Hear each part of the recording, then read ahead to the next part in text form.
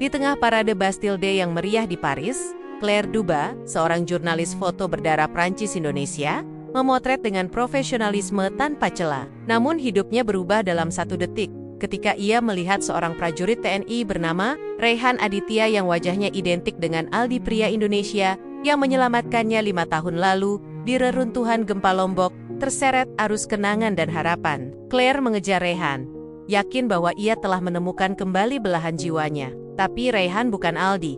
Fakta ini menghancurkan Claire, namun juga membuka jalan bagi pencarian penuh luka dan harapan. Dalam perjalanan mencari Aldi yang hilang, Claire dan Rehan justru menemukan sesuatu yang jauh lebih dalam tentang cinta, kehilangan, dan keberanian untuk melangkah maju meski hati masih dipenuhi bayang-bayang masa lalu.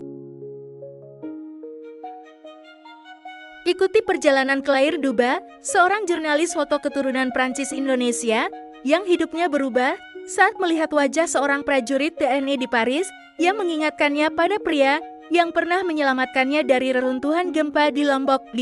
Sinilah cinta, trauma, dan pencarian jati diri berpadu dalam cerita menyentuh hati. Episode baru setiap minggu, cerita fiksi original, drama emosional, kisah lintas budaya. Jangan lupa subscribe dan aktifkan lonceng notifikasi. Karena setiap gambar menyimpan kenangan, dan setiap kenangan bisa membawamu pulang. Langit Paris yang itu berwarna biru terang, tanpa awan. Suara derap sepatu dan gemuruh sorakan rakyat menyatu jadi satu irama. Menggema sepanjang Champs, Lis, spanduk, bendera, dan kamera bergoyang-goyang di udara. Orang-orang berdesakan, berlomba mendapatkan sudut terbaik untuk menyaksikan parade Bastille Day yang megah itu. Di antara kerumunan, Claire Duba berdiri tenang. Kamera DSLR tergantung di lehernya. Kedua tangannya menggenggam erat bodi kamera seperti memeluk seseorang yang tak ingin dilepas. Ia tak tersenyum. Bahkan, ketika orang-orang di sekelilingnya berseru, "Girang!" Claire hanya mengarahkan lensa ke arah para pasukan yang lewat satu demi satu. Marinir Prancis, delegasi NATO, lalu unit pasukan asing dari berbagai negara. Matanya tajam, fokus, namun dingin. Claire bukan tipe fotografer yang mudah hanyut dalam suasana. Ia belajar bertahan-tahan untuk jadi seperti ini, menahan emosi, tetap tenang, profesional. Ia pikir tak ada satupun hal di dunia ini yang bisa menggoyahkan konsentrasinya saat memotret. Tapi itu sebelum matanya tertumbuk pada rombongan terakhir yang berjalan gagah melewati Arc de Triomphe. Pasukan TNI merah putih kecil tertempel di lengan kiri seragam mereka. Langkah kaki mereka mantap dan teratur. Wajah-wajah para prajurit muda itu penuh disiplin. Tapi satu wajah membuat Claire membeku. Nafasnya tercekat. Kamera di tangannya jatuh, menggantung di dadanya. Claire menatap leket-leket seorang pria berseragam loreng hijau dengan baret merah. Barisan ketiga dari kiri. Posturnya tegap, mata lurus ke depan. Wajahnya, Tuhan, wajah itu, Aldi, bisikan kecil lolos dari bibir Claire. Lututnya terasa lemas. Ia menunduk sesaat, mencoba menenangkan diri, menepuk-nepuk pipinya. Tidak, ini pasti kebetulan. Orang mirip, itu biasa. Tapi saat ia menatap lagi, keraguan itu runtuh. Wajah itu adalah wajah yang selama 5 tahun ini hadir di mimpinya. Pria yang memeluknya erat di bawah puing hotel, yang menyuapinya air dari tutup botol, yang menyanyikan lagu dengan suara lirih saat malam terlalu gelap dan dunia terasa nyaris berakhir. Aldi, orang yang menyelamatkan hidupnya dan menghilang tanpa jejak saat semua orang datang. Tanpa pikir panjang, Claire mendorong tubuhnya melewati kerumunan. "Excuse-moi," teriak seseorang saat tubuh Claire menyenggolnya. Claire tak peduli. Ia berlari, menerobos garis polisi yang menjaga parade. Seorang petugas berseru dalam bahasa Prancis. Tapi Claire sudah terlalu jauh. Ia menangis. Tak tahu apakah itu air mata senang, terkejut, atau panik. Yang ia tahu, Aldi ada di sana. Iya, dan Claire tak mau kehilangannya lagi. Ketika barisan pasukan TNI mulai mendekat, Claire menyeruak ke depan. Lalu tiba-tiba memeluk prajurit itu dari samping. "Aldi, astaga, kamu hidup, jeritnya dalam bahasa Indonesia yang patah-patah. Sambil terisak, prajurit itu langsung menghentikan langkahnya. Refleks menoleh ke arah wanita yang memeluknya erat. Matanya membesar. Komandan di barisan depan segera memberi aba-aba berhenti. Claire tak melepaskan pelukannya. Tangannya gemetar. Suaranya pecah. Aku Claire. Dari Lombok, hotel, reruntuhan. Kamu ingat kan? Pasukan TNI di sekeliling menatap bingung. Beberapa mulai membisikkan sesuatu satu sama lain. Raihan, nama prajurit muda itu, menunduk, mencoba melepas pelukan Claire dengan hati-hati. Ia tampak gugup. "Maaf, saya bukan Aldi," katanya perlahan. Dalam bahasa Indonesia yang lebih lancar dari Claire, Claire menagong. Ia mengangkat wajahnya, menatap mata pria itu dari dekat. Jarak mereka hanya beberapa sentimeter. Itu bukan mata Aldi. Ada keteduhan, iya, tapi tidak ada luka. Tidak ada sorot yang sama. Raihan Aditya, Letnan 2, pria itu memperkenalkan diri. Canggung. "Saya belum pernah ke Lombok, Mbak. Mungkin salah orang." Claire melepaskan pelukannya perlahan. Wajahnya pucat. Ia melangkah mundur. 1 langkah, 2 langkah. Kamera di lehernya terasa seperti beban. Orang-orang mulai bertepuk tangan lagi, mengira ini bagian dari pertunjukan. Seorang polisi Prancis menggiring Claire keluar dari area parade dengan lembut. Sementara Raihan menatap punggungnya dengan ekspresi aneh campuran penasaran, kasihan, dan sedikit tergok. Claire berjalan lunglai.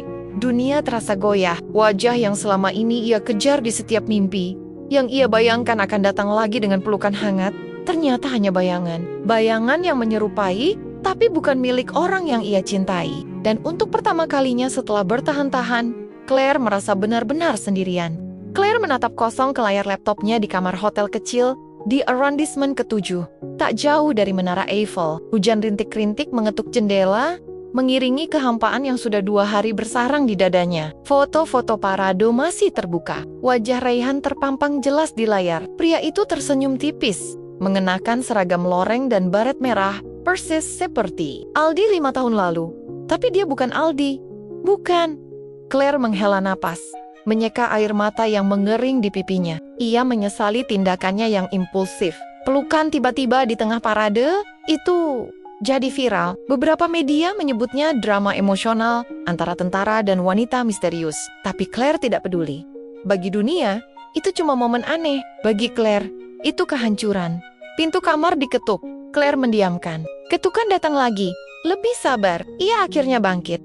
Menyeret kaki membuka pintu. Di balik sana, berdiri Raihan, membawa kantong kertas berisi 2 cup kopi dan roti croissant. "Ada waktu sebentar?" tanya Raihan pelan, sopan.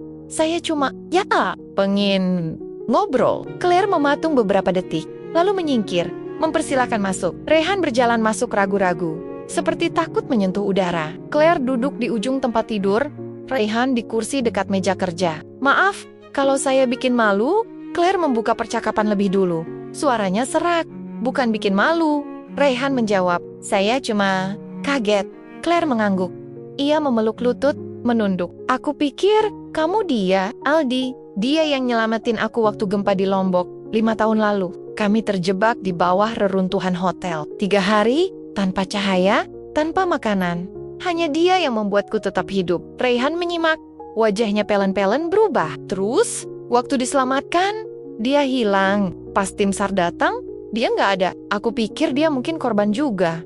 Tapi, aku cari terus. Ke rumah sakit, ke daftar pengungsi, ke sosial media, nggak ada. Lalu kemarin, waktu parade itu, aku yakin kamu dia." Raihan mengangguk pelan. "Wajah Aldi semirip itu sama saya." Claire tersenyum kecil, getir.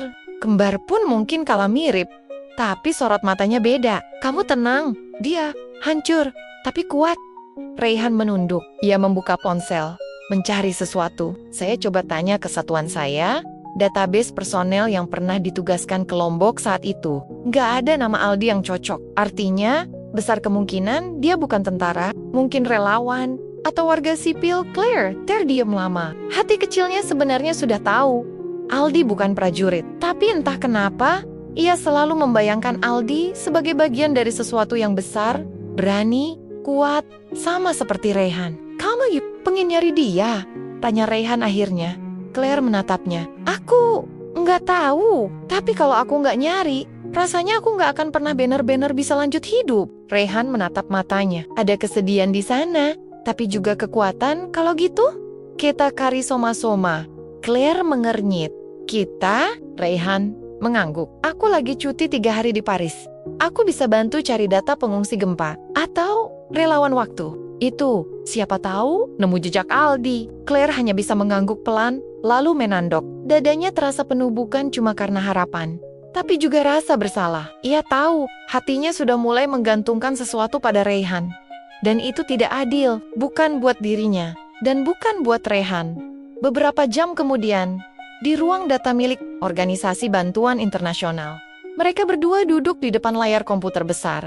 Staf lokal membantu membuka arsip digital pengungsi dan relawan gempa. Lombok tahun 2020, Claire menggigit bibir saat melihat foto-foto para penyintas. Tak ada Aldi, tapi satu nama mencuri perhatiannya, Aldi Mahendra, usia 28 saat itu, relawan kesehatan dari Yogyakarta, tercatat menghilang dari titik pengungsian 3 hari setelah gempa. Ini dia, seru Claire, menunjuk layar. Aldi Mahendra.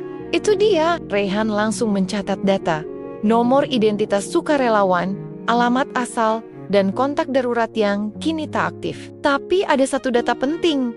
Ia sempat ditangani oleh psikolog lapangan karena trauma berat, lalu menghilang dari sistem. Claire duduk perlahan, tubuhnya lunglai. Jadi dia hidup, bisiknya. Ya, tapi dia tidak pernah kembali ke kehidupannya. Mungkin sengaja menghilang. Puncak konflik, malam harinya, di tepi sungai Seine. Claire dan Rayhan duduk bersebelahan di kursi taman. Lampu jalan menyala temaram. Claire menggenggam cangkir kopi hangat dari vending machine. Rayhan menatap sungai yang berkilau. Kalau kita ketemu dia nanti, kamu mau apa? Tanya Rayhan tiba-tiba. Claire berpikir. Lama, aku nggak tahu. Jawabnya jujur. Bagian dari aku masih berharap bisa melanjutkan cinta yang tertunda. Tapi bagian lain, takut dia bukan orang yang sama lagi. Rayhan menatapnya pelan. Kamu tahu, aku ikut bantu karena cerita kamu nyentuh banget. Tapi aku juga takut, Claire. Cek, kenapa? Takut kamu terus lihat aku sebagai bayangan Aldi, bukan sebagai aku. Rayhan. Claire terdiam. Kata-kata itu menikam. Ia menoleh perlahan, menatap Rayhan. Aku nggak minta kamu jadi Aldi, Ray. Kamu itu, lebih dari itu, kamu nyata, kamu hadir. Ya, tapi kamu belum siap melepaskan Aldi. Claire tak menjawab, matanya berkokek-kokokah. Rayhan berdiri, menatapnya terakhir kali malam itu. Kalau kamu yakin, pengen cari dia, kita terusin besok. Tapi kamu juga harus jujur sama hatimu, Claire. Kamu mencari cinta, atau kamu mencari masa lalu? Claire hanya bisa menunduk, membiarkan air matanya jatuh pelan-pelan, larut bersama dinginnya udara malam. Paris, langit Nusa Tenggara Timur menyambut mereka dengan matahari hangat, dan langit yang tak lagi muram seperti Paris. Claire dan Rayhan berdiri di depan bangunan kecil yang sederhana terbuat dari kayu dan dinding papan yang mulai memudar warnanya. Di depannya tertulis, Klinik Darurat Sukarela Mutiara Timur. Claire menggenggam tas selempangnya erat, jantungnya berdetak tak menentu. Perjalanan dari Paris ke NTT terasa seperti perjalanan menembus waktu, membawa serta masa lalu yang belum selesai dan masa kini yang gamang. Kalau kamu gak siap, kita bisa balik kapan saja, ucap Rayhan pelan, berdiri di sampingnya. Suaranya tenang, menenangkan. Claire menggeleng. Aku harus lihat dia. Sekali ini saja. Mereka melangkah masuk ke klinik. Bau antiseptik bercampur aroma tanah basah menyambut mereka. Beberapa anak kecil sedang duduk menunggu giliran, ditemani para ibu. Seorang pria muda berseragam relawan menghampiri mereka dengan ramah.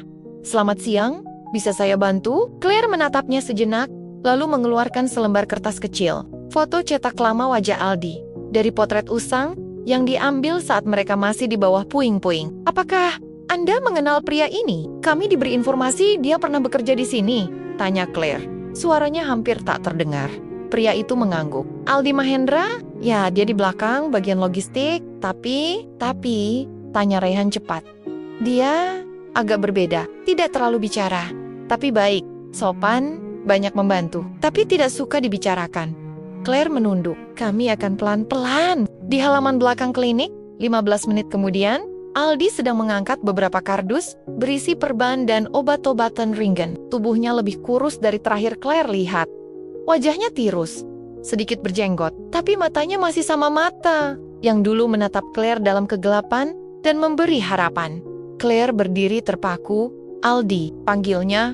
Pelan Aldi berhenti. Gerakannya kaku. Ia perlahan menoleh. Seketika mata mereka bertemu. Ia mengenalnya. Claire bisa melihat itu dari ekspresi terkejut dan mata yang mulai berkaca. Tapi Aldi tidak bergerak, tidak mendekat, tidak tersenyum.